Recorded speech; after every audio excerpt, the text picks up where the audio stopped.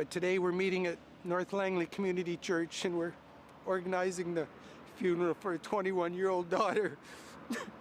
The kind of pain no parent should have to experience. John Butler and Lisa Dalton recently lost their daughter to a fentanyl overdose. She had this spirit that was just so amazing.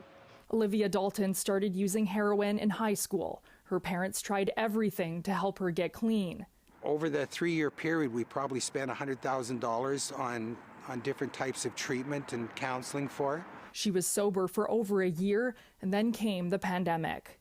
In the last 3 months, things kind of fell apart. The group sessions that helped in her recovery were canceled. She relapsed, lost her job, and used alone in her apartment.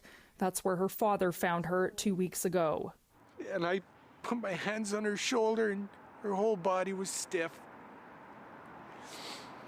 And then I knew that she had died. And my whole world just crushed at that moment. More people died of drug overdoses in the first 8 months of this year than in all of 2019, many dying in the suburbs. Olivia's mother thinks the isolation from COVID-19 was part of the reason her daughter relapsed. Olivia not being able to attend her NA meetings or her AA meetings really did create more isolation.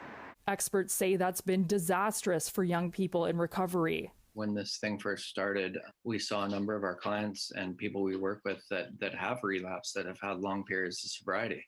The province recently committed to doubling the number of detox treatment beds for young people over the next 2 years. But James says it's too little, too late. This crisis was around long before COVID hit, and it hasn't got any better. If anything, it's got worse, right? So it's I would lie if I didn't say it's frustrating to see the response that's happened around this, and not see that same attention given to the opioid crisis. She was such a free spirit.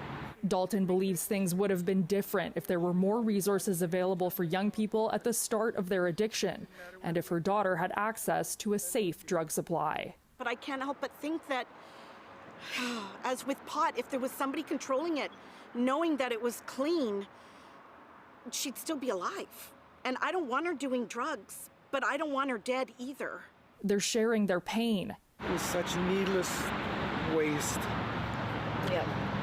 It shouldn't have happened. Hoping that other parents never experience it. Andrea Ross, CBC News, Langley.